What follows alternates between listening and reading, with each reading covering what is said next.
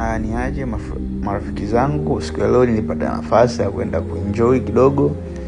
Kwa unavyoona safari yetu ilianza hapo mdogo mdogo, tumetoka sehemu ambapo tulikuwepo tukaenda sehemu moja inaitwa Ruwa. Ni beach ambayo imetengwa kwa ajili ya watu kwenda kuenjoy, yani kama una family meeting unaruhusiwa, kama mna kufanya picnic, it's all well. Kama unaona hapo napiga picha zangu kwenye hilo eneo.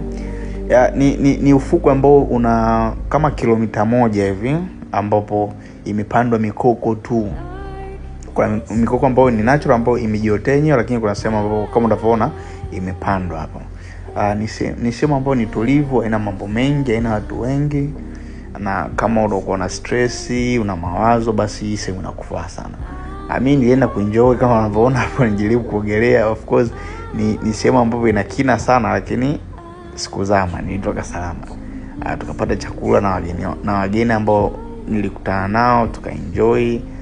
For sure make adventure in this area. Thank you so much. See you later.